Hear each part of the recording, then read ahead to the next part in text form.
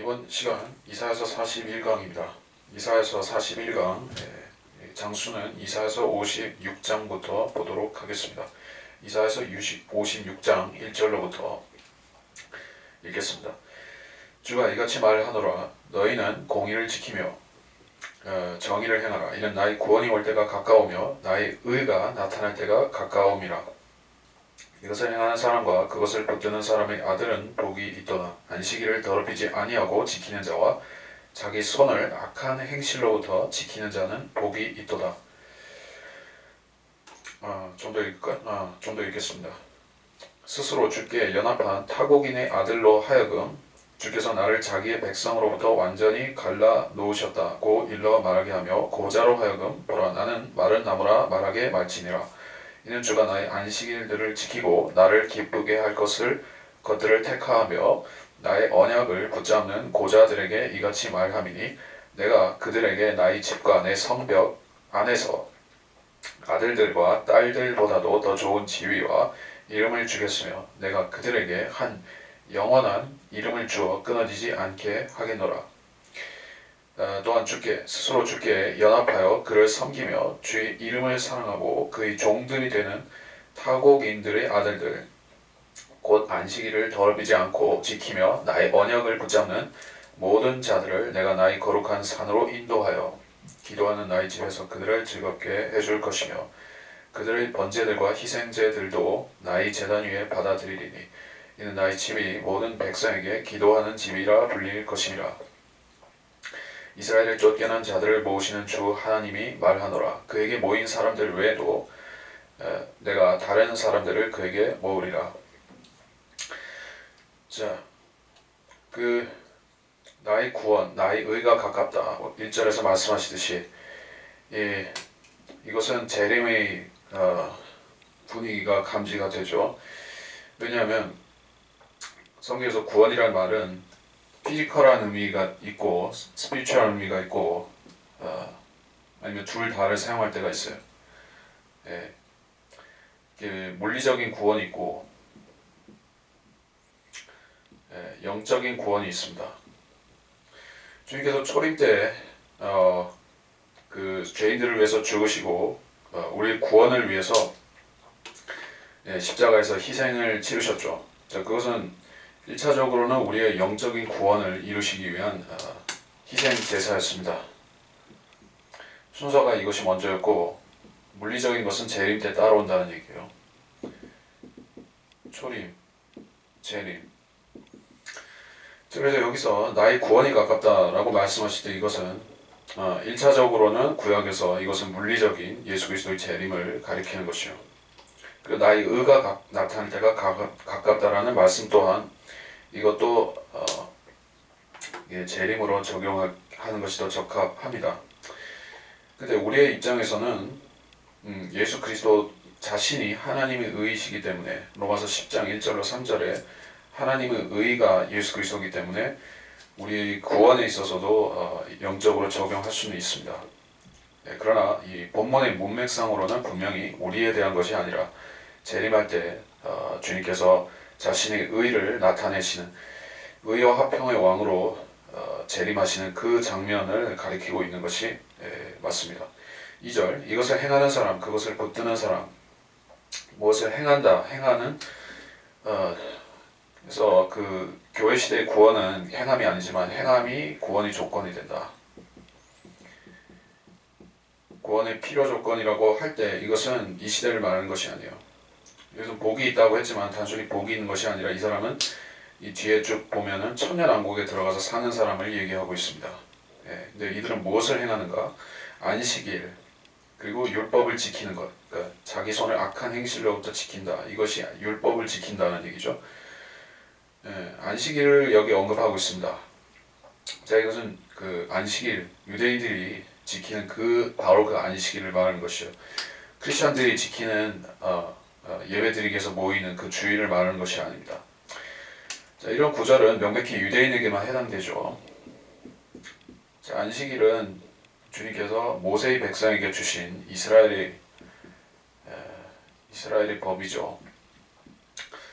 그리고 이스라엘 이 지리적으로 이스라엘에서 지키는 법인 것이요. 이스라엘에서 지키는 것이요. 유대인들이 이스라엘 땅을 벗어나서 가령 그 이스라엘 반대편에 있는 가령 뭐 지구 반대편이나 남극이나 북극이나 이런 데 가서 안식일을 지킬 수가 있느냐 하는 것이요.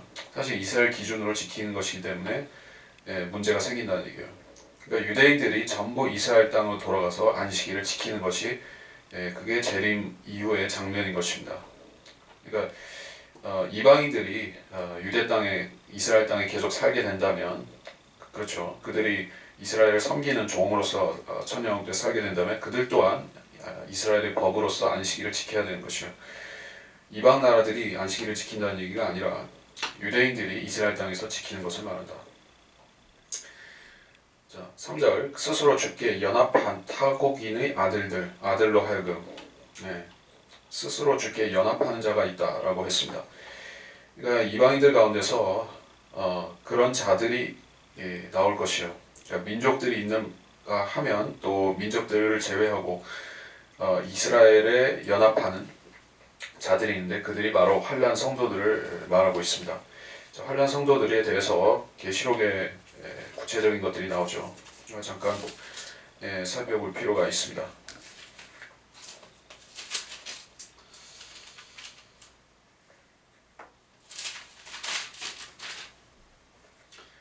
요한계시록 7장에 보면 7장에서 상반부에서는 그 14만 4천 명에 대해서 쭉 언급을 하고 있다가 그 계시록 7장 9절 이하에 그 모든 민족들, 족속들, 백성들, 언어들 거기서 나온 어마어마한 큰 무리가 셋째 하늘에 나타나죠.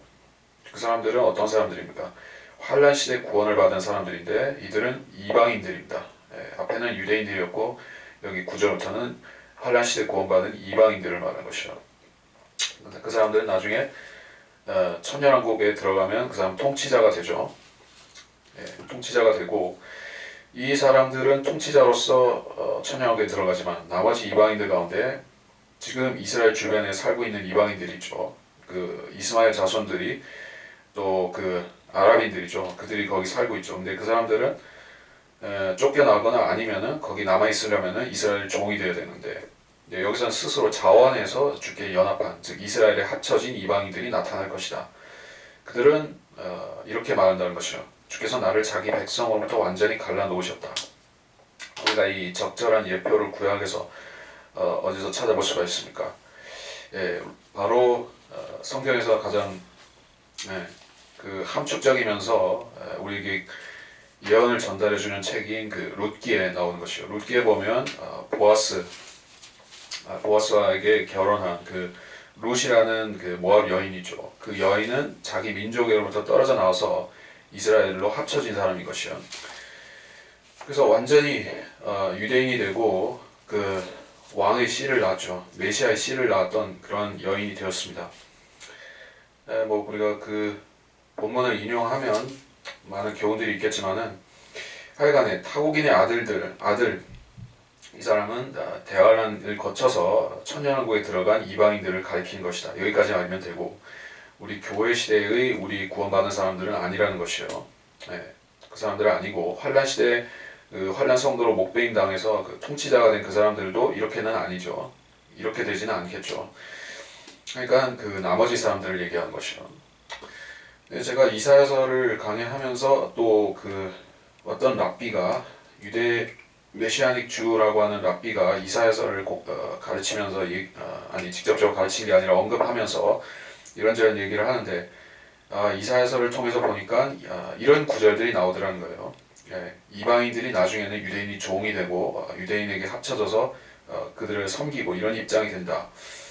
종이 된다 하는 것을 보고서 그 랍비는 그러니까 메시아닉 랍비는 이게 지금 이 시대에 영적으로 적용시킨다는 식으로 해석하는 것이죠. 그래서 교회는 이방인 교회는 이제 이스라엘이 종이 돼야 되고 이스라엘을 섬겨야 되고 뭐 이런 식으로 얘기하는 것이죠. 근데 그건 아니죠. 자, 그 이방인들이나 유대인들이나 할 것 없이 지금은 무엇이 됐냐? 이방인이나 유대인이나 할 것 없이 예수만 믿으면 예수 그리스도의 몸이 되는 것이요. 몸. 그리스도의 몸이 된다는 얘기예요. 그리스도의 몸 안에서는 유대인이나 이방인이나 차별이 있습니까? 없습니까? 차별이 없습니다.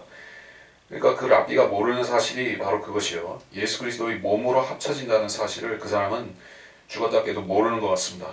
예, 그 랍비는 몰라서 이방인들이 유대인보다 그리스도 안에서 지위가 낮다, 더 천하다라고 그 사람은 생각하는 것 같은데 그 틀린 것이죠. 이방인이나 유대인이나 지금은 교회 안에서는 평등해졌습니다.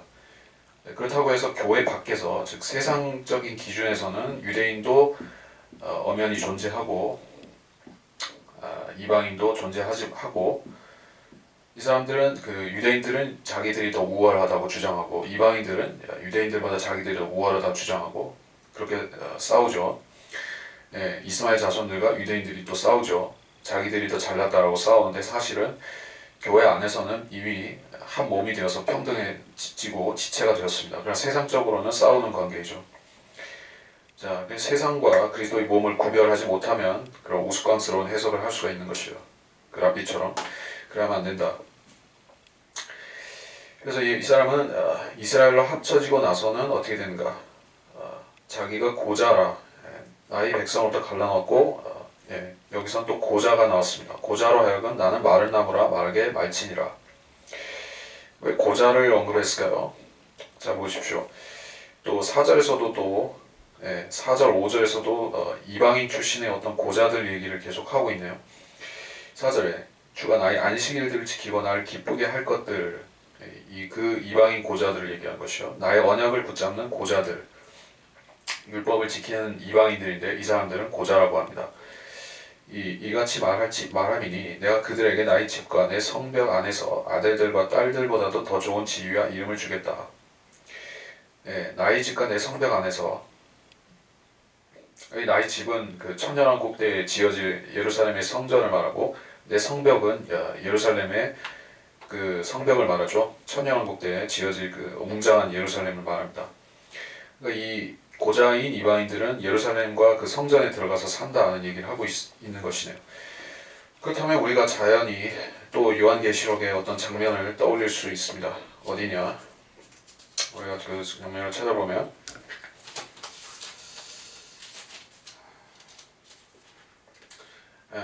아까 좀 전에 살펴봤던 계시록 7장으로 다시 가서 이번에는 13절 이하로부터의 그 13절에서 17절 사이의 언급에 나오는 그 사람들이에요.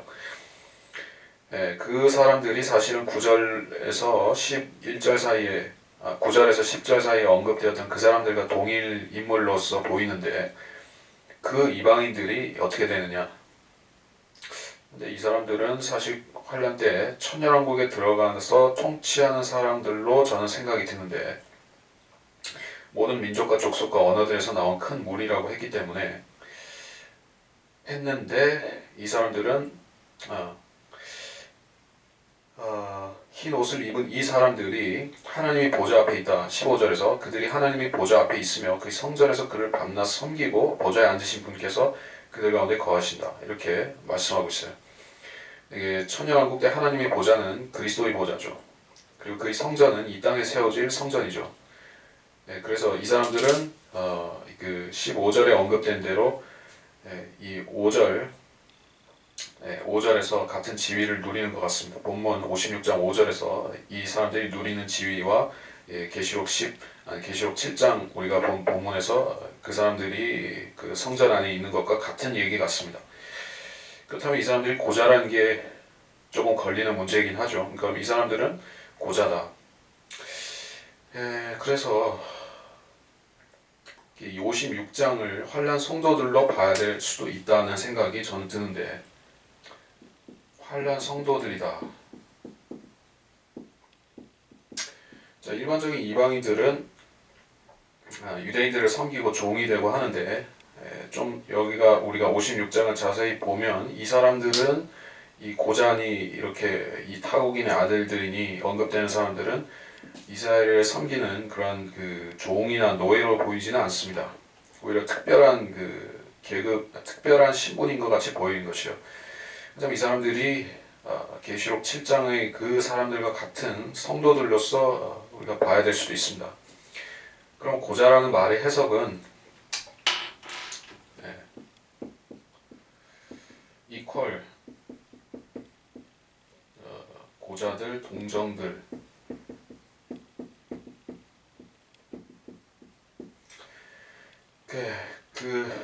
이스라엘은 열 처녀로 마태복음 25장에서 비유해서 말씀하죠. 마찬가지 맥락으로 계시록 7장과 14장에서 7장에 나오는 그 14만 4천이 계시록 14장에 가서 다시 보면 거기서는 그 동정들이라 이렇게 virgins라고 언급되는 사람들입니다. 계시록 14장 4절 이들은 여자들과 더불어 더럽혀지지 아니한 자들이니 이는 그들이 동정들임이라. 동정들이라고 했습니다. 그 동정들과 고자들은 사실 문자적 의미는 틀리죠. 동정들이라고 해서 고자들은 아니죠. 근데 나중에 천년왕국 때 이 사람들이 들어가서 그 환란 성도들 얘기하는 것이요. 이방인 환란 성도들이 더 이상 결혼을 안 하고 쭉 산다면 이들은 동정들로 남겠죠. 그렇다면 이 사람들은 고자들이라고 불릴 수도 있을 것 같습니다. 그렇지 않고 다른 어떤 합당한 해석이 있다면 그걸 고려해야겠지만 그렇게 해석하는 것이 더 타당해 보입니다. 왜냐하면 이 사람들은 성전 안에 산다라고 얘기했기 때문에 그렇게 볼 수 있을 거예요. 6절 또한 스스로 주께 연합하여 그를 섬기며 주의 이름을 사랑하고 그의 종들이 되는 타국인들의 아들들 곧 안식일을 더럽히지 않고 지키며 나의 언약을 붙잡는 모든 자들을 나의 거룩한 산으로 인도하여 그들을 기쁘게 해주고 즐겁게 해주고 번제와 희생제들도 받아들이고 이렇게 한다. 천년왕국 성전을 쭉 얘기하고 있습니다. 이 상황은 우리가 정확하게 읽을 수가 있습니다. 계시록 7장에 사람들이 이방인들이 들어가서 경배하는 모습과 같은 얘기를 하고 있어요. 자, 그래서 이 사람들이 통치자가 될 것인가? 성경은 계시록 20장에서 그들이 통치자가 된다라고도 얘기를 했죠. 통치자라. 계시록 20장에 가만히 있어봐. 계시록 20장에 이런 말씀이 있죠. 계시록 20장 4절에 또 내가 보좌들을 보니 그들이 그 위에 앉았는데 심판이 그들에게 주어졌더라. 또 예수에 대한 증거와 하나님의 말씀으로 인하여 목배임을 당한 사람들이 혼들도 보았는데 그들은 그 짐승에게나 그 형상에게 경배하지 아니했을 뿐 아니라 그의 표를 그들의 이마 위에나 손에도 받지 아니하였더라. 그러므로 그들은 살아서 그리스도와 함께 천년을 통치하더라. 천년 통치를 하는 사람들인데 이 사람들이 특별히 유대인만 통치하는 건 아닐 거라고 보기 때문에 이방인들도 같이 통치를 하겠죠. 그리고 여기서 언급된 이 사람들은 예루살렘에 들어가서 사는 것 같습니다. 그러니까 우리가 이런 것들을 세분화해서 전부 다 알 수는 없지만 이렇게 말씀하는 부분이 있기 때문에 이 고자들은 이렇게 그 천년왕 때 예루살렘과 성전에서 거하는구나 여기까지만 알 수 있죠. 그리고 이들은 거기서 번제와 희생제도 드릴 것이라는 얘기예요. 그러니까 완벽히 이 사람들은 유대인으로 합쳐진 사람들이 된 거예요. 그러니까 환란 성도라는 지위가 좀 특별한 위치긴 한데 사실은 이 사람들이 유대인이라고 봐야 되는 것이죠. 환란 성도들. 우리가 환란 성도들이라고 할 때 환란 성도들은 사실은 이 사람들도 출신 성분은 유대인 플러스 이방인들이긴 한데 섞여 있는데 나중에 이 사람들은 전부 유대인으로 간주가 될 것이에요. 본문에서 56장에서는 이방인들도 결국 이 목배임 당한 이방인들도 결국 유대인화 되기 때문에 천년왕 때 이들은 유대인이 될 것이요. 우리 교회하고는 틀리죠. 교회는 아닙니다. 교회는 계속해서 어린 양은 신부는 신부대로 남아있지만 환란 때 구원받는 이방인들은 결국 그 출신은 이방인일지라도 그들은 유대인이 되는 것이요. 그래서 제사도 드리고 이렇게 성전에서 번제도 바치는 것이요. 8절 이스라엘을 쫓겨난 자들을 모으시는 주 하나님이 말하노라. 그에게 모인 사람들 외에도 내가 다른 사람들을 그에게 모으리라. 다른 사람들을 그에게 모으리라. 천년왕국 때 이방인들이 또 구원을 받아야만 됩니다. 그 대환란 때도 이방인들이 적그리스도를 거부하고 구원을 받지만 천년왕국 때도 계속해서 이방인들은 구원을 받아야 됩니다. 그렇죠. 모든 시대에 어쨌든 구원 교리가 있어야 되니까 기본적인 구원 교리가 있습니다. 양심 시대, 율법 시대, 족장 시대, 그리고 신약 시대, 사도 시대, 모든 시대마다 구원 교리가 있죠. 지금의 구원 교리가 있고, 환란 시대에는 믿음과 행위가 있는 그 구원 교리가 있고, 천년왕국 때는 행위를 가지고 구원을 정하고, 자, 그러한 천년왕국 때 이방인들이 구원을 받는 법이 무엇인가? 그들은 예루살렘으로 와서 예수 그리스도를 만나고 예수 그리스도를 통해서 예수 그리스도를 왕으로 섬기고 영접하고 그래서 구원을 받는 것이요. 천년왕국 때 그들은 의롭게 살아서 구원을 받는 사람들이 되는 것입니다. 자, 9절로부터 너희 모든 들짐승들아 삼림 가운데 있는 너희 모든 짐승들아 와서 먹어치워라. 그의 파수꾼들은 눈멀었고 그들은 모두 무지하며 그들은 모두 말 못하는 개들이니 그들이 짖지를 못하며 잠자고 눕고 졸기를 좋아하느니라.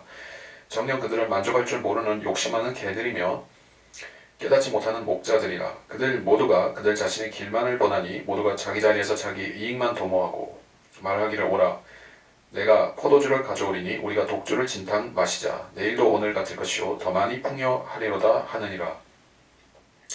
자, 단락이 바뀌면서 9절에서 동그라미 표시 단락이 바뀌었다는 뜻입니다. 단락이 어떻게 바뀌었는가? 앞부분에서는 그 천년왕국에 대해서 얘기를 하다가 여기서는 다른 이야기를 하고 있어요. 아마도 이것은 대환란의 그 타락한 그 사악한 목자들을 말하는 것으로 우리가 봅니다. 배교한 이스라엘의 선지자들을 말하는 것인데 그들이 여기서 비유적으로 표현하기를 들짐승들, 그 삼림 가운데 있는 짐승들 이렇게 묘사한 자들이 바로 이 적그리스도와 그의 군대를 가리키는 것입니다. 들짐승들 결국 이건 사람들을 가리키죠. 와서 먹어치우라. 이스라엘을 말하는 것이요. 하나님의 유업인 이스라엘을 먹어치운다는 것입니다. 그래서 대환란의 상황이죠. 그의 파수꾼들은 눈멀었고 무지하고 말 못하는 개들이다. 짖지를 못하고 잠자고 눕고 졸기를 좋아한다. 이 시대를 가리킨다고 봐도 무방한 얘기인 것입니다. 근데 여기서는 이스라엘의 파수꾼들을 가리키고 있기 때문에 대환란 때의 상황을 우리가 산정하면 됩니다. 이 시대의 이 마지막 때의 교회와도 영적으로 상관은 있지만 기본적으로 이거는 대환란 때를 가리키는 것이에요. 그 사람들이 왜 이런 비난을 들어야 되는가? 성경에서 개는 양떼를 지키는 그 개는 선한 의미로 이렇게 선한 하나님의 종이죠. 그러나 그 악인을 위해서 일하는 자들은 말 못하는 개들이라. 또 그 거짓 선지자들은 짖지를 못하고 잠자고 눕고 졸기를 좋아하는 그런 불성실한 개들이다라고 언급이 되고 있습니다. 그래서 성경에 몇 가지 단어들이 가령 여기 본문에서 개들, 선지자들이다 이렇게 적용을 했다는 얘기예요. 근데 개들이라고 할 때 문자적 개들도 있을 수가 있죠. 또 다른 의미로서 그 수로페니케아 여인에게 주님께서 그 자녀의 빵을 개들에게 줄 수 없다라고 말씀하실 때 그 개들은 선지자들을 말하는 게 아니라 그 타국인들을 이방인들을 말하는 뜻이죠.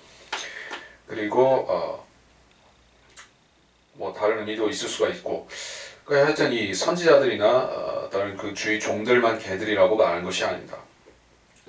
지금 생각하는데 개들 그 동성 연애자들도 개로 번 돈이라고 그렇게 언급이 됐죠. 성전에 개로 번 돈을 바치지 말라 그렇게 돼 있어요. 그 남자 동성연애자 남창들을 그렇게 표현했습니다. 그러니까 성경의 표현 방식은 다양합니다.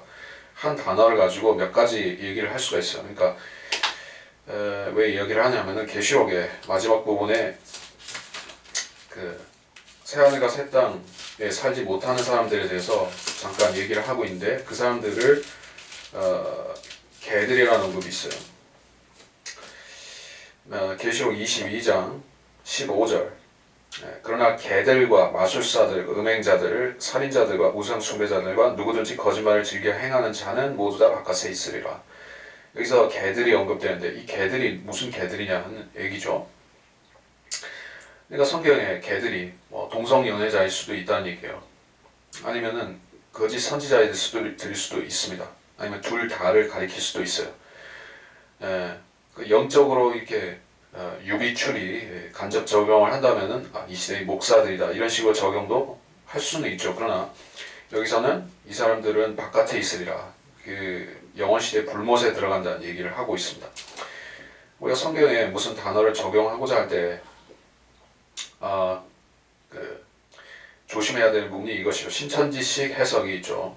그 사람들은 목사는 개요 이렇게 해석해서 그 제독교회는 목사들은 다 개라 이렇게 지옥 간다고 지옥 가고 지옥으로 사람들을 보내는 그런 개다 이렇게 억지 해석을 한다는 얘기예요.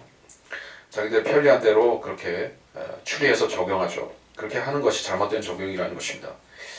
여기서는 이스라엘의 선지자들을 분명히 가리키고 있어요. 그래서 그들은 자신의 길만을 보나니 자기 자리에서 자기 이익만 도모하고 포도주를 가져오라. 이니 우리가 독주를 진탕 마시자. 내일도 오늘 같을 것이요 더 많이 풍요하리로다. 자, 여기서 우리가 떠오르는 분위기가 무엇입니까? 대환란 때 흥청망청하는 사람들이 있을 것이라는 얘기죠. 그 대환란의 상황이 악함에도 불구하고 그 대환란을 통과하는 자들 중에서 이스라엘의 영적 지도자라는 자들 중에서 이렇게 하는 자들이 있다는 것이요. 그 악한 지도자들이죠. 그 사람들은 유다서에서 언급이 된 부분이 있어요.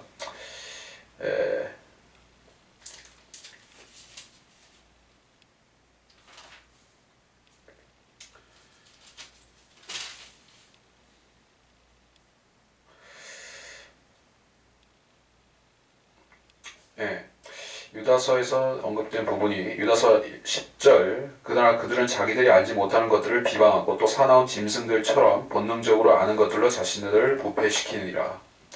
짐승들이라는 언급이 나왔죠. 거짓 선지자들은 그 사나운 짐승들과 같습니다. 그들은 본능적으로 아는 것들로 자신을 부패시킨다. 관능적이다라는 얘기를 했어요. 그리고 11절에서는 카인과 발라함에 대한 언급이 있습니다.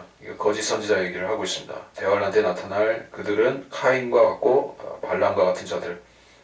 12절에서는 잔치를 한다 이렇게 했어요. 그들은 너희와 더불어 잔치를 할 때 두려움 없이 자신을 먹이는 애찬의 흠이다. 잔치 얘기가 나왔어요. 흥청망청하는 그런 자들이죠.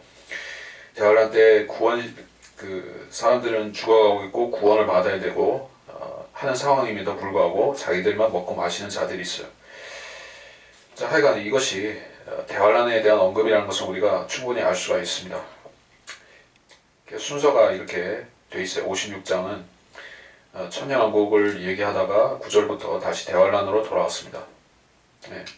이 성경의 전형적인 예언 순서가 이렇게 돼 있어요. 여러분이 생각하는 순서라고 하면 9절로부터 12절이 이 앞으로 가야 되고 그렇지만은 성경은 이렇게 했습니다. 성경의 순서가 그렇습니다. 57장으로부터 의인이 멸망하여도 마음에 두는 사람이 없고 자비로운 사람들이 잡혀가도 의인이 다가올 재앙으로부터 옮겨진 것이라고 생각하는 사람이 없도다. 그가 화평으로 들어갈 것이요 그들은 자기들이 침상에서 쉴 것이니 각자가 정직하게 행한 자라. 너희 무당의 아들들과 간음자와 창녀의 씨는 이리로 가까이 다가오라. 너희가 누구를 거슬러 희롱하느냐? 누구를 거슬러 입을 벌리며 혀를 내미느냐? 너희는 죄악의 자식들과 거짓의 씨가 아니냐? 너희가 모든 푸른 나무 아래서 우상들과 더불어 너희 스스로를 불태우며 골짜기들 속 바위 틈 아래서 자녀들을 죽이는도다. 시냇가의 매끄러운 돌들 가운데 내 분깃이 있으니 그것들이 내 몫이니라. 네가 심지어는 그것들에도 제물로 술을 붓고 음식 제사를 드렸으니 내가 이런 일들 가운데서 위로를 받을 수 있겠느냐? 치솟은 높은 산 위에 내가 네 침상을 마련해 놓고 거기까지 올라가서 희생제를 드렸도다. 내가 또 문과 기둥들 뒤에다 내 기념모를 세워두었으니 이는 내가 나보다는 다른 자에게 내 자신을 드러내고 올라갔으며 내가 내 침상을 넓혀 그들과 더불어 언약을 맺었고 내가 보았던 그들의 침상을 사랑하였습니다. 내가 향료를 가지고 왕에게로 갔으며 내 향수를 늘리고 또 내 사자들을 멀리 보내서 스스로를 지옥에까지 낮추었도다. 자, 이 악인들에게 주는 경고의 말씀들인데 일반적인 모든 악인들을 가리킨다기보다는 대화할 때 나타날 상황이죠. 그 세부적으로 보도록 하겠습니다. 57장 1절에 보면 의인이 멸망한다는 얘기가 있고 자비로운 사람은 잡혀간다는 얘기가 나옵니다. 자, 이게 무슨 말입니까? 그 환란이 시작되면 엄청난 사건이 먼저 벌어질 것이요. 많은 사람이 죽는 전 3년 반에 엄청난 일들이 일어나죠. 전쟁도 있고 기근도 있고 전염병도 있고 우리가 그런 대략적인 상황은 계시록 6장에 보면 그 말탄 자들이 쭉 등장하죠. 우리가 그걸 잠깐 볼까요? 계시록 6장. 자, 먼저 흰 말탄 자가 등장하는데 6장 2절에서 흰 말 한 마리가 있고 활을 가진 자가 있습니다. 자, 그는 적그리스도가 그 죄의 사람으로서 처음 등장하는 모습이죠. 그 7년 환란이 시작하는 부분이에요. 그리고 나서 이제 둘째 봉인이 열리고 셋째 봉인이 열리고 하면서 전쟁과 또 기근과 전염병과 온갖 재앙들이 쭉 펼쳐지죠. 특히 그 둘째 짐승의 봉인이 열릴 때 붉은 말이 나오면서 큰 전쟁, 여기서 큰 칼이라고 4절에 말씀하고 있지만 엄청난 전쟁이 일어날 것이요. 아마 뭐 세계 대전 같은 큰 전쟁이 일어나서 수많은 사람들이 죽는 것이요. 왜 이 얘기를 제가 지금 했는가 하면 의인이 멸망하고 자비로운 사람들이 잡혀가고 이런 얘기가 나왔기 때문에 그렇습니다. 그러니까 환란이 시작하면 7년이 시작하면 전쟁이 나서 많은 사람이 죽는다는 것이요. 또 각종 재앙으로 죽을 것이요. 근데 하나님께서는 의인들을 먼저 데려가신다는 얘기를 하신 것 같습니다. 여기서는 그리스도인이 휴거되는 얘기를 한 것은 절대로 아닙니다. 우리가 휴거되는 것은 의인이 멸망하는 게 아니라 우리는 오히려 더 좋은 곳으로 가는 것이죠. 우리는 잡혀가는 것이 아니라 우리는 주님과 함께 올라가는 것이죠. 자비로운 사람들이 잡혀가는 것은 교회의 휴거가 아닙니다. 어쨌든 여기서 의인이 다가올 재앙으로부터 옮겨진 것이라고 얘기를 하고 있기 때문에 환란이 이미 벌어진 상황이라고 보면 맞을 것이요. 2절 그가 화평으로 들어갈 것이요 그들은 자기들이 침상에서 쉴 것이다. 화평, 침상 이런 언급이 나왔을 때 이것은 구약적인 낙원을 말하는 것이요. 특히 침상이라는 표현이 의인이 침상에서 쉰다는 표현은 아브라함의 품을 직접적으로 가리킨다고 볼 수가 있어요. 구약 성도들이 물론 침상에서 쿨쿨 잔다는 얘기는 절대 아니지만 그 사람들은 편히 쉰다는 표현을 이렇게 합니다. 물론 하늘나라에 갔을 때 우리도 쉬겠지만 이거는 우리 시대에 구원받은 사람들에 대한 얘기가 아닌 것이요. 게다가 여기서 각자가 정직하게 행한 자라 행함을 얘기하고 있죠. 행함. 그러니까 환란 시대 구원받은 사람들은 환란 때는 구원받는 방법은 구원은 짐승의 표를 안 받아야 되죠. 표를 거부하거나 짐승 형상에 절하지 않고 우상에 절하지 않아야 되죠. 우상 숭배 거부해야 되죠. 그러니까 짐승의 표를 거부했어요. 그러면은 뭐 굶어 죽더라도 굶어 죽을 수도 있어. 죽을 수도 있고 전쟁의 칼에 죽을 수도 있는 것이요. 뭐 기근이나 전염병으로 각종 재앙으로 죽을 수가 있죠. 죽을 수 있지만 그 사람이 이것만 안 했으면 짐승의 표를 안 받았고 우상 숭배 안 했으면 기본적으로는 그 구원받을 자격이 있는 것이요. 환란 시대에 복음이 전해질 것이기 때문에 그 사람들은 그 14만 4천이라든지 나중에는 두 증인이 나타나겠지만 그 사람들이 선지자들이 전하는 복음을 듣고 그 시대에 전파되는 복음을 듣고 모세의 율법과 그리스도의 그리스도를 믿고 모세의 율법을 지켜서 구원을 받는 것이요. 그들에게 하나님의 계명이 있고 그리스도가 있습니다. 그것이 계시록 12장에도 계시록 12장 막바지에 증거되고 있죠. 12장 17절. 그러자 그 용이 여인에게 분노하여 여인의 씨 가운데 남은 자들 즉 하나님의 계명들을 지키며 이 모세의 계명들을 말하고 예수 그리스도의 증거를 가진 자들, 예수님의 피를 통해서 구원받은 사람들을 그 두 가지가 다 있는 것이요. 율법도 지키면서 예수도 믿은 사람들, 그런 사람들이 구원을 받는 것입니다. 그러니까 지금은 구원받기 위해서 예수만 믿으면 되고 행위는 전혀 상관이 없죠. 근데 대환란 때는 행위도 중요한 것입니다. 정직한 사람들이 구원을 받는 것이 대환란 때이다.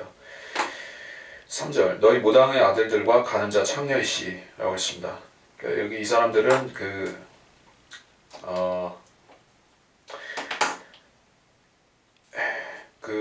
성경에서 그 사악한 자들의 세대가 나중에 등장할 것을 예고하고 있어요. 그러니까 대환란이 잘못된 씨들이 등장해서 그들이 하나님의 노아의 세대와 같이 이 세상에 진노를 가져올 것이요. 우리가 그것에 대해서는 로마서에도 나오지만 잠깐 보겠습니다.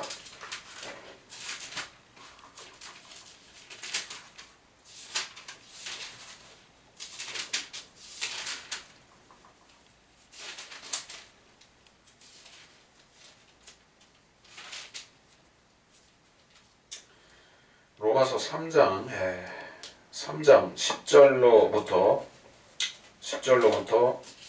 18절까지 그 말씀인데 거기서 우리가 주의해서 볼 부분이 로마서 3장 13절, 14절 이런 구절들을 볼까요?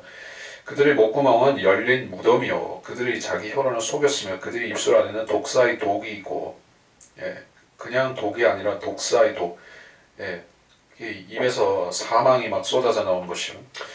이게 보통 독한 말이 아니라는 것입니다. 그러니까 대환란 때 그 사람들이 악한 것이 상상을 초월하는 것이요. 입에서 사람을 죽이는 독이 나옵니다. 그들의 입은 저주와 독설로 가득 차고 발은 피 흘리는 데 빠른지라. 그러니까 이 모든 시대의 악인들은 기본적으로 이런 속성이 있지만 대환란 때는 그것이 완전히 이런 사람들로 세상이 꽉 차는 것이요. 그 얘기를 지금 하고 있습니다. 그것이 이 본문의 교리적인 언급인 것입니다. 그것이 원래 나온 문맥이 시편 36편인데 거기서도 역시 대환란 때 나타날 악한 종자들을 얘기하고 있는 것입니다. 여기서 말씀하는 57장 3절 이하에 말씀하는 이 사람들 무당의 아들, 가늠 자, 창녀의 씨, 그건 이 시대에 구원받아야 되는 그런 사람들을 얘기하는 게 아니란 얘기예요. 이 시대의 무당의 아들들이라고 해서 이런 저주를 받는 게 아니라 또 가늠자라고 해서 창녀의 씨라고 해서 이 시대에 하나님께서 이렇게 정죄하시는 건 아닙니다. 그 사람들은 오히려 구원을 더 받아야 될 사람들이죠. 더 회개해야 될 사람들이고. 근데 여기서는 이 사람들을 강하게 책망할 뿐 아니라 정죄하고 있어요. 그러니까 특별한 죄인들입니다. 죄악의 자식들과 거짓의 씨다. 종자 자체가 아주 틀렸다. 그런 사람들이 대환란 때 악인들이에요. 너희가 모든 푸른 나무 아래 우상들과 더불어 너희 스스로를 불태우며 자녀들을 죽이는 얘기가 여기 나오죠. 골짜기 속 바위 틈 안에서 자녀들을 죽이는도다. 인신 제사를 드리는 사람들입니다. 인신 제사라고 하면은 이게 자동적으로 우리가 알아야 될 것이 이건 대환란이구나 하는 것이요. 대환란 때는 자식을 죽여서 제사도 드리고 유대인들도 잡아서 제사를 드리고 그렇게 하는 것이요. 또 식인도 하고 피도 마시고 그런 시대입니다. 지금하고 틀리죠.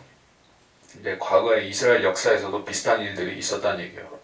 그들이 배교했을 때 그들은 유대인들은 자녀들을 죽여서 그 이방의 악신들에게 마귀들에게 제사를 바쳤습니다. 그런 일을 여기서 예표로 같이 언급을 하고 있습니다. 미래에도 비슷한 일이 또 일어날 것이다 라는 얘기예요. 시냇가의 매끄러운 돌들 가운데 내 분깃이 있다. 이게 우상들이 그러니까 이스라엘이 여러 가지 우상을 섬겼지만 나중에 가면 느후스탄이라고 모세가 노뱀을 만들어서 장대에 달아서 그 불뱀으로부터 백성을 구제했던 일이 있었는데 그 노뱀도 나중에 우상을 삼았죠. 느후스탄은 오늘날의 십자가인 것이요. 십자가가 나쁜 것입니까? 그러니까 예수님이 달려 죽으신 그 십자가를 우리가 그 마음속에 상기시키는 것이 나쁜 일입니까? 아니죠.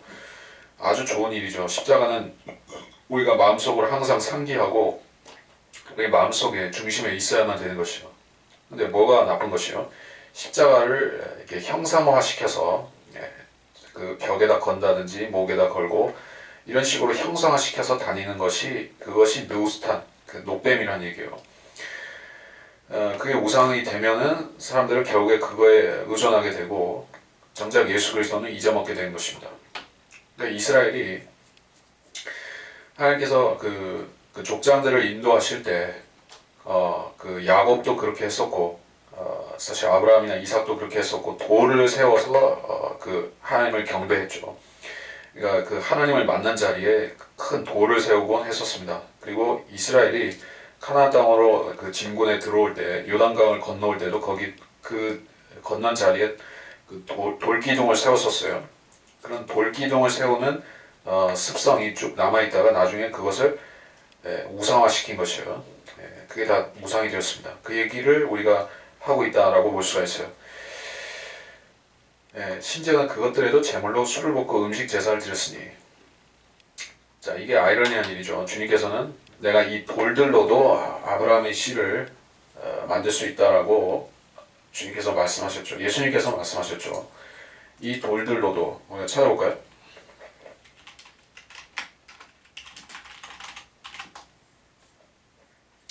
마태복음과 누가복음에 있는데 마태복음 3장 9절을 보겠습니다.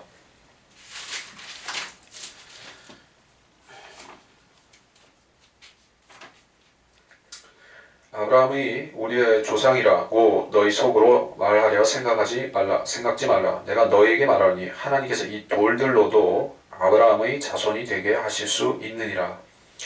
자, 이게 침례 요한이 했던 말이에요. 침례 요한이 어디서 이 말을 했는가?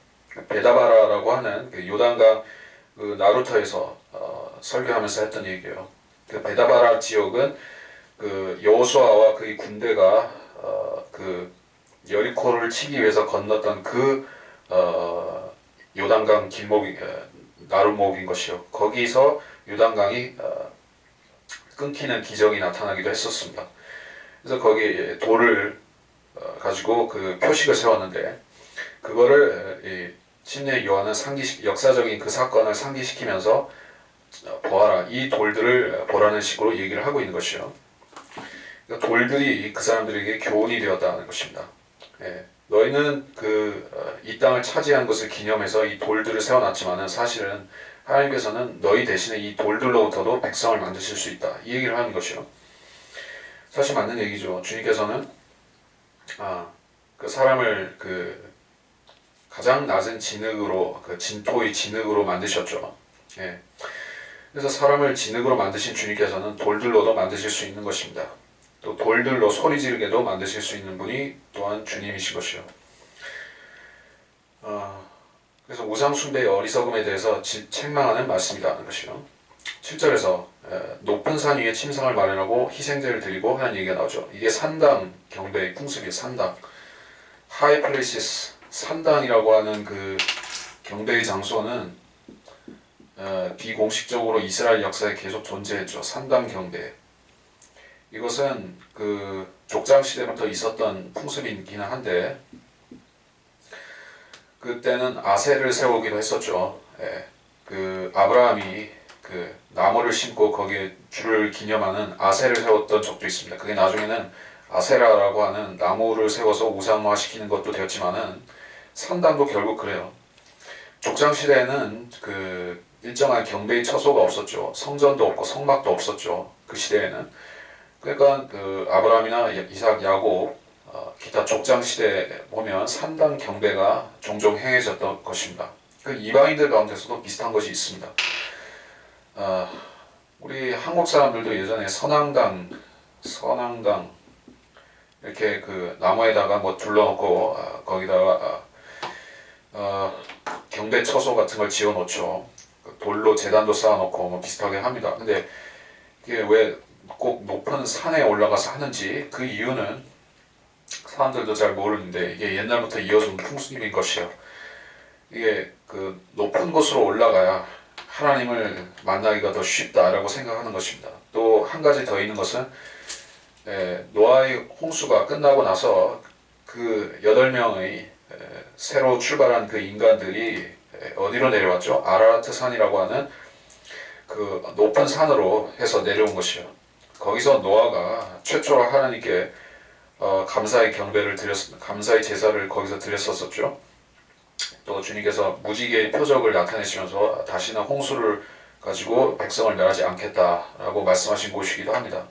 그래서 그 오래된 기억이 노아의 후손인 모든 셈과 함과 야펫의 모든 족속들의 그런 기억 속에 뇌리에 박혀 있는 것이요. 그래서 산에 올라가서 경배한다는 풍습이 있는데, 자, 그게 근본적으로 나쁠 것은 없죠.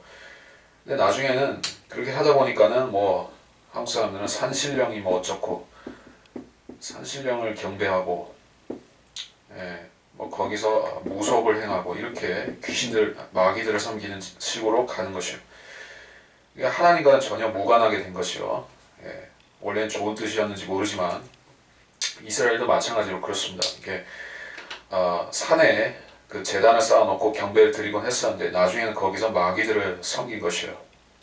하나님께서는 예루살렘의 성전에 와서 경배 드리라고 하는데 거부했죠. 거부하고 나서 산당 경배를 하면서 더 타락한 것이요.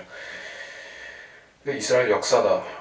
근데 지금도 있으니까 역사라고만 말하기도 뭐합니다. 지금도 한국 사람들은 그렇게 하기 때문에 8절도 마찬가지. 근데 8절에서 내가 나보다는 다른 자에게 내 자신을 드러내고 올라갔다. 내가 내 침상을 넓혀 그들과 더불어 언약을 맺었고 네가 보았던 그들의 침상을 사랑하였습니다. 이 침상을 넓힌다. 침상을 사랑한다. 자, 이런 표현이 있습니다. 그러니까 성경에서 침상이라고 할 때 우리가 알아야 될 것은 옛날에 오리엔트 사람들은 침상에서 그러니까 침상은 잠자는 장소라고 생각하지만 식탁을 겸한다 라고 얘기를 합니다. 특히 로마 사람들이나 그쪽 사람, 그리스 사람들도 침상에 비스듬히 누워서 밥을 먹곤 식사를 하곤 했었던 것이요. 이스라엘 사람들도 마찬가지요. 예수님도 그 최후의 만찬 그 다락방에서 제자들과 비스듬히 누워서 대화를 나누셨던 것이요. 꼿꼿이 이렇게 양반다리와 앉아가지고 이렇게 하는 것도 아니고 아니면은 무슨 그 책상다리하고 그러니까 그 책상 의자에 앉아서 그렇게 하신 것도 아니고 그러니까 서양식 식탁이 아니라 이게 그 침상 겸용 식탁이라는 것이죠. 비스듬히 누워서 밥을 먹는 것이다. 그러니까 의사들도 얘기를 하죠. 사람이 그 경직된 자세로 밥을 먹으면 소화가 안 되는데 비스듬히 누워서 먹는 게 오히려 좋다. 하여간 그거는 그 지나가는 얘기고 하여튼간 이 사람들은 침상에서 계약, 나라와 나라 사이의 조약 같은 것을 맺는다는 얘기를 하고 있어요. 그런 얘기죠. 자, 사망과 더불어 언약을 맺는다. 그 말씀이 우리가 찾아볼 필요가 있어요. 이사야서 28장 15절과 18절에 언급이 되고 있습니다. 우리가 그 대목으로 다시 돌아가서 잠깐 보겠습니다. 이사야 28장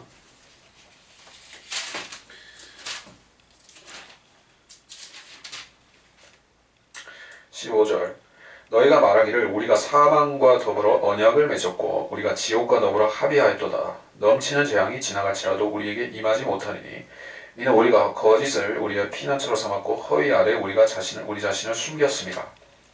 이스라엘이 7년 평화조약이라는 것을 맺는 얘기를 하고 있습니다. 그 다니엘서에 더 구체적으로 한때와 두때와 반때 또 마지막 한 일에 대해서 언급을 하시죠. 주님께서 한 주 동안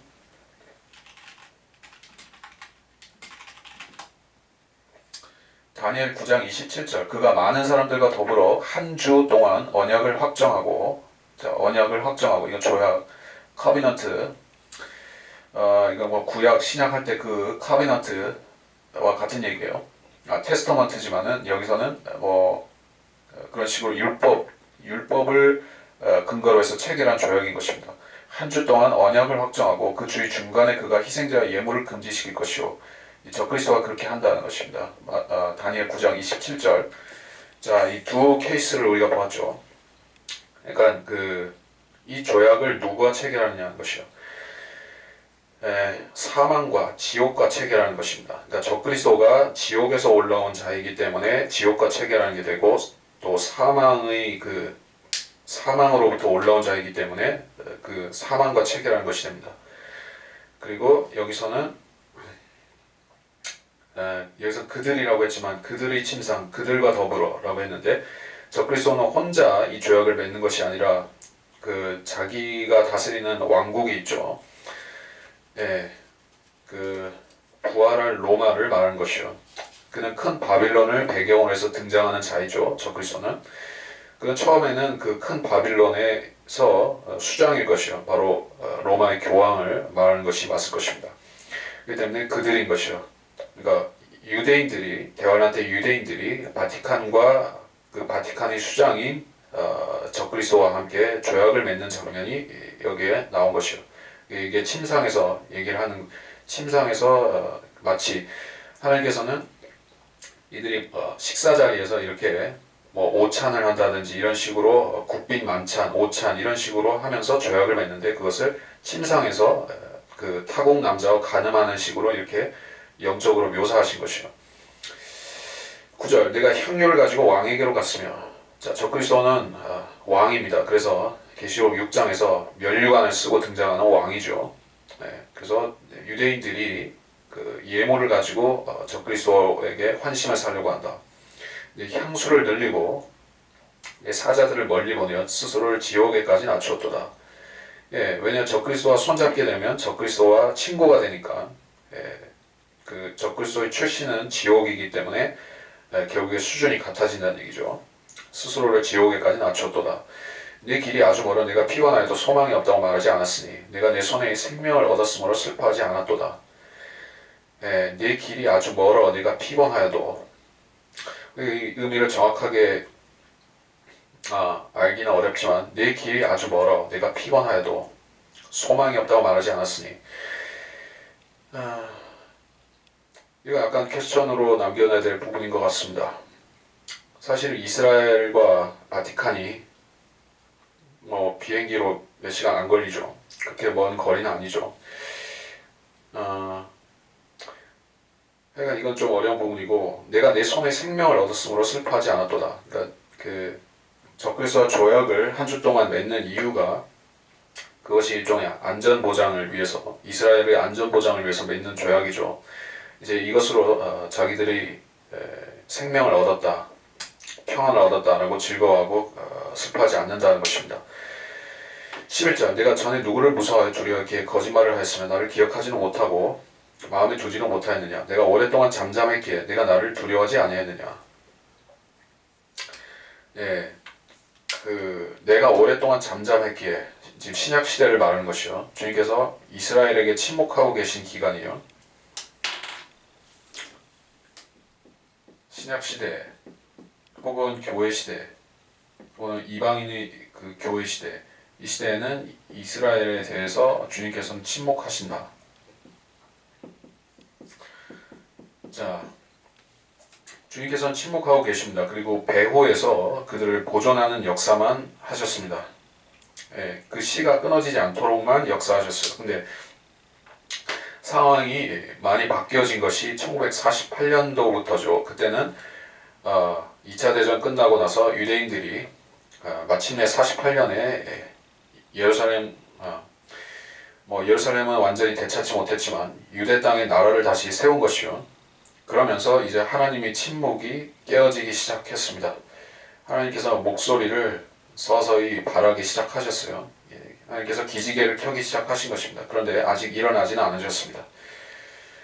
그래서 하나님께서는 이제 그 교회 시대 동안 이스라엘에게 침묵해 오신 그 사실을 여기 말씀한 것입니다. 내가 오랫동안 잠잠했다. 그랬더니 이스라엘은 오히려 하나님을 두려워하지 않게 된 것입니다. 하나님이 구약 시대는 우리를 그렇게 깐깐하게 율법을 안 지킨다고 우리를 책망하고 그 벌도 주시고 했는데 지금 신약 시대 되니까는 하나님께서 선지자도 안 보내시고 우리한테 잠잠하시니까 이제 우리를 잊어버렸다라고 유대인들은 착각하는 것이요. 이제 우리가 율법을 안 지켜도 하나님은 상관없나 보다라고 생각하고 유대인들이 그 율법도 경시하고 예수도 믿지 않는 것이요. 근데 하나님께서는 그걸 원하신 것이 아니라 지금 이방인들이 구원받고 그리스도의 몸으로 합쳐지는 그 구원을 위해서 이방인의 구원을 위해서 이스라엘을 침묵하신 것이요. 이스라엘에 대해서 주님께서 분을 발하시기 시작하면 그때는 대환란의 재앙들이 시작되는 것입니다. 자, 12절 내가 내 의와 내 행위들을 선포하겠으니 이는 그것들이 내게 무익할 것이기 때문이라. 사람의 의는 무익한데 지금 이스라엘이 의존하는 자기들의 의가 무엇입니까? 그 종교의 의, 유대교의 의가 무엇이에요?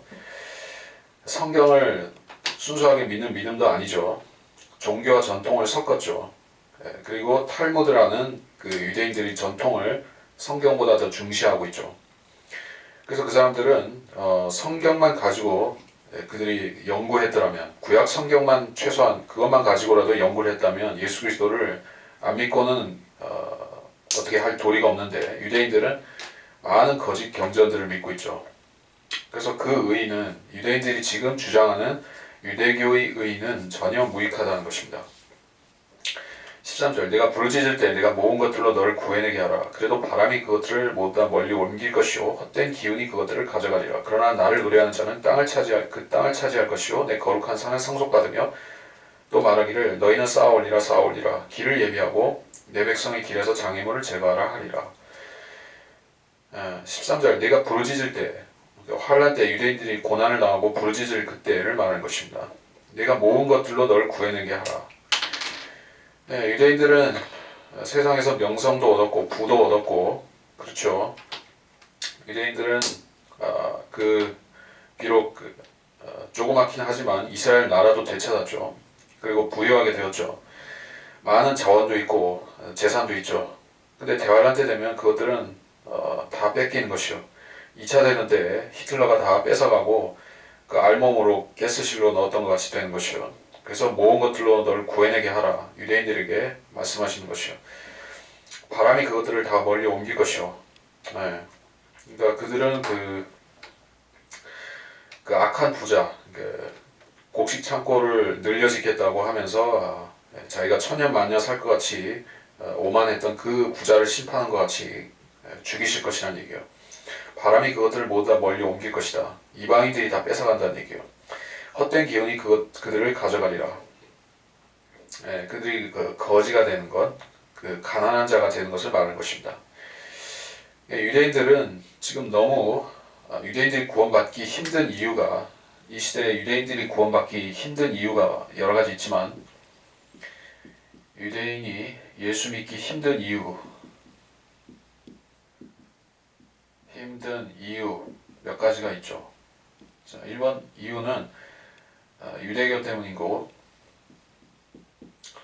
그렇죠. 하나님께서 그들에게 수건을 씌우셨죠. 영적으로 수건을 쓰고 있어서 이제 메시아를 볼 수가 없습니다. 두 번째는 너무 돈이 많아서 하나님보다 돈을 신뢰하는 것이다. 하나님보다 자기들이 수십 세기 동안 쌓아올린 그 어마어마한 재산을 더 의뢰하는 것이요. 그리고 또 자기들이 지혜를 의뢰하죠. 경전들, 미드라시라든지 미슈나라든지 탈무드, 유대교 경전들이죠. 그게 엄청난 지혜라고 자랑하면서 자기들의 종교가 세상을 구원한다고 그렇게 헛소리를 하는 것입니다. 유대인들이 자기들의 종교가 세상을 구원한다고 믿고 있지만 그것은 대환란 때가 되면 완전히 박살날 꿈인 것입니다. 유대인들의 종교는 자기들을 건질 수 없습니다. 돈과 종교와 또 자기들 아브라함의 씨라는 그런 종족적인 자부심 그거에 매여서 그 사람들은 지금 미래를 못 보고 자기들에게 당면한 그런 재앙을 못 보고 있는 것입니다. 나를 의뢰하는 자는 그 땅을 차지할 것이요 내 거룩한 산을 상속받는다. 땅을 상속받고 거룩한 산 예루살렘을 상속받고 이거는 유대인들을 얘기하는 것이죠. 의로운 자들 유대인들 가운데 남은 자들이 그 땅을 상속받게 될 것이다 하는 말씀이에요. 14절 너희는 싸우리라 내 백성의 길에 장애물을 제거하라. 이건 실제적인 길을 말합니다. 아시리아와 그 이집트에서 대로가 열린다고 했죠. 그 높은 길이 열려서 예루살렘으로 통하는 그 길이 됩니다. 너희는 싸우리라 길을 예비하라. 이거 주님의 재림을 말씀하는 것입니다. 15절 영원에 거하시는 여기서 영원이라는 그 단어가 등장하는데 영원에 거하시는 높고 우뚝 솟은 분 그 이름이 거룩이신 분이 이같이 말하노라. 난 높고 거룩한 곳에 거하며 또한 통회하고 겸손한 영을 지닌 자와 함께 거하여 겸손한 자의 영을 솟게 하고 통회하는 자의 마음을 솟게 하는도다. 주님께서는 영원에 거하신다. 주님께서는 알파와 오메가다라고 자신을 선언하셨죠. 계시록 1장에 보면 나는 알파와 오메가요 시작과 끝이라. 그러니까 창세기 1장 1절에서 계시록 22장 마지막 절까지 주님께서 주인공이시고 주님께서 그 시작을 펴셨고 그 마침표를 찍으신 분이다라는 뜻으로 그래 말씀하신 것입니다. 자, 나는 살아있는 자여 죽은 자였으나 그게 계시록 1장 18절 나는 살아있는 자며 죽은 자였으나 보라 영원 무궁토록 살아있노라. 영원 무궁토록 살아있노라. 그리고 1장 8절에서 나는 알파와 오메가여 시작과 끝이라. 지금도 계시고 전에도 계셨고 앞으로 오실 전능하신 분이다. 이렇게 얘기를 했습니다. 이게 영원에 거하신다는 것은 그런 뜻입니다. 시간을 초월하는 분이시다. 우리가 하나님을 지식으로 이해할 수 없는 부분이 이것입니다. 인간은 영원이라는 것을 짧은 이 지상생애를 살면서 맛볼 수가 없습니다. 그냥 상상하는 것이에요. 영원은 이런 것이겠지. 영원은 저런 것이겠지. 상상을 하지만 실제적으로 영원에 들어가면 사람이 어떻게 되는지 그런 건 알 수가 없어요. 과학자들은 이 우주가 몇십억 년 전에 생겨났다. 빅뱅이 있었다. 혹은 뭐 다른 여러 가지 추측들을 하면서 수십 년, 수십억 년, 수백억 년, 수천억 년 그런 얘기들을 늘어놓지만은 그것이 영원이라는 것으로 확장되면 답이 안 나오는 것이에요. 이터니티. 자, 영원이라는 것은 인간의 이해를 초월하는 것입니다. 그렇기 때문에 영원에 거하시는 하나님은 우리가 지식으로 깨달을 수가 없는 분인 것입니다. 성경을 제외한 다른 동양 계통의 종교들에서는 깨달음을 강조하는데 그 지식적으로 하나님을 그 창조주, 조물주로 그 사람들은 조물주라고 하는데 창조주를 지식으로는 알 수 없다. 지식으로는 완전히 알 수 없다. 대부분 짐작으로 아는 것입니다. 그러니까 예수님을 구주로 믿고 영접하는 건 참 쉽죠. 근데 영원에 거하시는 분을 우리가 알고 믿는다는 것은 대단히 어려운 일이죠. 사실 우리가 예수 그리스도가 없이 하나님만 우리 영원에 거하시는 그분만 믿으라고 했으면은 우리는 머리가 터질 것이요. 지식적으로는 알 도리가 없으니까. 그래서 하나님께서는 우리에게 친절하게, 우리에게 자상하게 자신을 계시해 주신 것이 바로 예수 그리스도인 것입니다. 친절하게 우리에게 사람의 모양으로 또 사람의 언어를 쓰는 사람의 모양으로 나타나셔서 사람처럼 사시고 사람처럼 죽으시고 또 모든 사람들이 앞서서 부활하심으로써 주님께서는 우리에게 하나님의 모든 면모들을 그리스도 안에서 우리에게 계시해 보여주신 것이죠. 그래서 우리는 예수 그리스도를 통해서 영원에 거하시는 분을 이해할 수 있는 것입니다. 예수 그리스도를 통해 무한하신 하나님을 조금 이해할 수 있는 것입니다. 그러나 우리가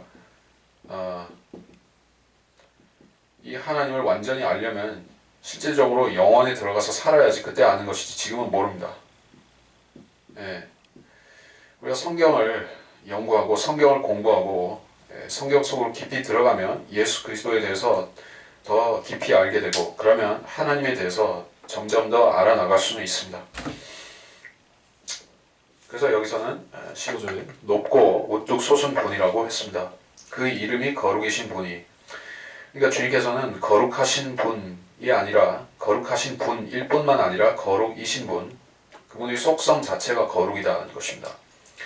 인간은 거룩한 사람, 거룩하지 않은 사람일 수 있지만 어떤 사람 자체가 그 사람의 대명사가 거룩이 될 수는 없죠. 죄인은 그렇습니다. 근데 하나님께서는 죄가 없으시고 완전히 그 순전무구하게 깨끗하신 분이기 때문에 그 이름이 거룩이신 것이요. 나는 높고 거룩한 곳에 거하며, 거룩하시고 높은 하나님이 거하시는 곳은 하늘에 있는 시온을 말하죠. 우리가 나중에 올라가게 될 새 예루살렘도 거기에 있는 것입니다. 통회하고 겸손한 영을 지닌 자와 함께 거하여 겸손한 자의 영을 솟게 하고 통회하는 자의 마음을 솟게 한다.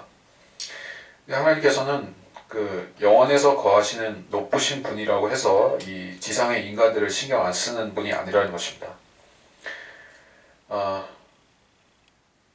어떻게 하나님께서 높은 곳에 거하시는 하나님께서 지구와 같은 이 조그만 행성에 있는 개미떼 같은 사람들에게 일일이 신경을 쓰시는가? 이게 미스테리가 아닐 수 없죠. 그러니까 다른 종교들에서는 하나님의 이런 속성을 이해를 할 수가 없는 것입니다. 그렇게 거룩하고 높고 위대한 하나님이라면 인간을 사랑할 리가 없다는 것이 사람들이 평가인 것이죠. 근데 하나님은 그렇게 하십니다. 내가 영원히 다투지 아니하면 내가 항상 진노하지 않을 것이니 이는 그 영과 내가 지은 혼들이 내 앞에서 곤비할까 함이라. 그의 탐욕의 죄악으로 인해 내가 진노하여 그를 쳤으며 내가 나를 숨기고 진노했으나 그가 자기 마음의 길을 완고하게 갔도다. 내가 그의 길을 보았으니 그를 치유해 주리라. 또 내가 그를 인도하여 그와 그의 슬퍼하는 자들을 향하여 위로를 회복하리라. 자, 여기서 그라고 할 때 이 사람은 이스라엘 민족을 하나의 대명사로 받았다라고 볼 수가 있어요. 이스라엘이 구약시대에 배교했던 이유가 탐욕 때문이었죠. 하나님께서 부족함 없이 잘 살도록 하나님만 잘 섬기면 계명만 지키면 잘 살 수 있도록 그 젖과 꿀이 흐르는 카나안 땅으로 들여보내 주셨는데 그 사람들은 그 땅에 들어가서 이방 신들을 섬긴 것이요. 조금 더 부자가 되어보려고 그렇게 한 것입니다. 바알 신에게 절하면 바알 신도 이 땅의 축복을, 하늘의 축복을 우리한테 주고 또 하나님께서 하나님대로 복을 주고 해서 그 이중으로 삼중으로 복을 받고자 우상 숭배의 곁다리를 걸쳤던 것이 그 유대인들이 죄를 지은 것이요. 그게 탐욕의 죄악인 것입니다. 신약 시대에도 유대인들은 똑같이 죄를 짓고 있습니다. 탐욕의 죄악으로 돈을 사랑해서 그 말씀을 거부하는 것이요. 내가 진노하여 그를 쳤으며 내가 나를 숨기고 진노했으나 지금도 하나님께서는 자신의 본심을 유대인들을 사랑하시는 본심을 감추고 계속 징계하고 계시죠. 진노하고 징계하고 계십니다. 그래서 하나님께서 진노하셨기에 이스라엘이 회개했는가 하면 아니다. 그렇습니다. 지금도 이스라엘은 자기 마음의 길을 완고하게 갔도다. 계속 그렇게 자기 길을 고집하고 있습니다. 18절 내가 그의 길을 보았으니 그를 치유해 주리라. 치유는 주님의 재림과 같이 일어납니다. 재림하셔야 이스라엘은 회복되는 것이요. 또 내가 그를 인도하여 그의 슬퍼하는 자들을 향하여 위로를 회복하리라. 그와 그의 슬퍼하는 자들. 이 사람들은 회개하는 그 슬픔을 말하는 것이에요. 여기서 슬퍼한다는 것은 우리가 그 재앙을 당해서 너무 슬프다 하는 그 슬프다는 게 아니라 이제 하나님께서 우리를 왜 치셨고 우리가 왜 이런 재앙을 당했는가 하는 것을 이들이 알았기에 그 회개하는 슬픔을 말하는 것이요. 그 어디에 그 증거가 나온가 스가랴서에 있습니다. 스가랴서 12장에 큰 슬픔이 예루살렘에 있을 것이다. 이렇게 있으면 스가랴서 12장 11절 그 날에 예루살렘에 큰 애통이 있으리니 마치 무기또 골짜기의 하달 림몬의 애통과 같으리라. 땅이 애통하리니 각 족속이 따로 애통하리라. 다윗집의 족속이 따로 하고 그 뒤에 블라블라블라 쭉 나오죠. 예루살렘에 큰 애통이 있고 땅이 애통하고 족속들이 애통하고 이게 언제냐면은 여기에 우리가 지금 본 본문에서 그와 그의 슬퍼하는 자들이 그 슬퍼하는 자들이 회개하는 장면이에요. 이 회개를 하니까 이제 주님께서 위로를 주신다는 게 위로를 회복하리라. 이제 그들의 회개를 받아주시고 이제 회복시킨다는 얘기예요. 19절 내가 입술의 열매를 짓나니 평안하라. 자, 하나님은 말씀하시면은 그것이 곧 이루어집니다. 말씀이 말씀하시니까는 세상이 6일 동안에 창조가 되었죠. 빛이 있으라 하니까는 그 빛이 있었죠. 그래서 이게 입술의 열매는 하나님의 말씀의 능력이라는 것이요. 근데 이것은 간접적으로 사람의 말에도 적용될 수 있습니다. 말이 씨가 된다 이런 얘기가 있죠. 또 사람의 말이 그렇다는 얘기예요. 입술의 열매는 하나님 말씀의 권위와 능력이죠. 사람 말도 그렇습니다. 혀의 권세에 대해서 잠언에도 나오고 야고보서에도 나오지만 그 저주하는 말은 그 사람을 파멸시키는 것이요. 대환란 때 악인들이 저주하고 하나님을 모독하는 말을 하면 그들에게 그것이 재앙이 되는 것입니다. 근데 하나님께서는 입술의 열매를 지으십니다. 그래서 평안하라 하면 그 사람들이 실제 평안해지는 것이요. 예수님께서 부활하신 후에 제자들이 있는 곳에 나타나셔서 샬롬 평안하라고 말씀하셨죠. 유대말로 샬롬이라고 하셨죠. 그러니까 그 사람들이 마음속에 실제로 샬롬이 임한 것이요. 주님께서는 그렇게 하실 수가 있습니다. 사람은 못할지 몰라도 하나님께서는 하십니다. 있는 자와 멀리 있는 자와 가까이 있는 자도 평안하라. 이제 재림을 말씀하는 것이요. 재림하시면 이제 평안의 때가 올 것입니다. 엄청난 환란이 지나가고 이제 평안이 오는 것이요. 주가 말하노라 내가 그를 치유하리라. 유대인들을 이제 치유해 주신 것입니다. 회복하고 치유해 주는 것이요. 20절에서는 악인들이 나옵니다. 그러나 악인은 요동하는 바다와 같으니 안정하지 못할 때 물결이 진흙과 오물을 솟구쳐내게 하는 바다가 또다. 악인에게는 화평이 없도다 라고 나의 하나님께서 말씀하시느니라. 이거는 중요한 구절입니다. 교리적으로도 중요하고 교훈적으로도 중요합니다. 여기서 20절에서 요동하는 바다와 같으니 비유적으로 말씀한 것이요. 이스라엘이 실제적으로도 그 홍해를 건넜죠. 출애굽할 때 홍해를 건넜습니다. 물론 그건 실제 물이 가득 찬 그 바다였지만은 대환란 때는 이방인들이 그 노하는 파도처럼 몰려오고 이런 장면들이 그 대환란과 관련해서 묘사가 되죠. 또 실제 악인들 그 악인의 그 우두머리 사탄이 계시록 12장에 보면 큰 물들을 보내서 삼키게 하려고도 하죠. 유대인들을. 여기서 요동하는 바다라는 것은 그런 문맥에서 얘기를 한 것이요.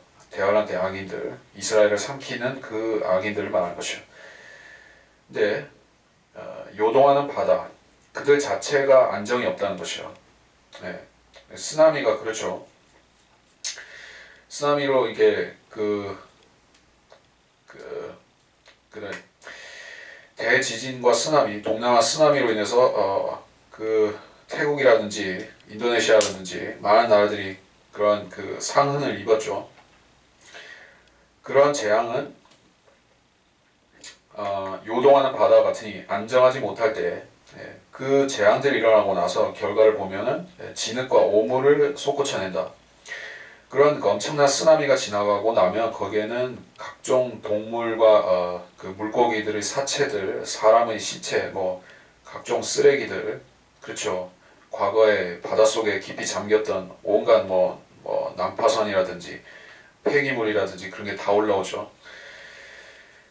그게 심판을 말하는 것이 여기서 악인들이 그 의인을 죽이기 위해서 그런 무기를 준비하고 자기들의 재앙을 준비했는데 그게 오히려 심판이 된 것이요. 가장 비근한 예가 홍해를 건넌 그 이스라엘 사람들과 홍해에 빠져 죽은 이집트 군대를 예로 들 수 있죠. 그들은 그 바다에서 물고기 밥이 된 것이요. 21절 악인에게는 화평이 없다. 단수 악인을 말하고 있고 또 적그리스도가 그런 존재라는 것이요. 적그리스도는 자기가 평화를 줄 것 같이 평화로 많은 사람들을 멸한다. 다니엘서에도 나오고 또 그는 그 계시록 6장을 다시 가서 보겠습니다.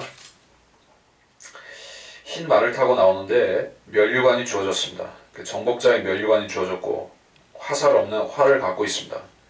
이게 자기가 평화를 주겠다 하고 나온 것이요. 이제 전쟁은 없다 하는 식으로.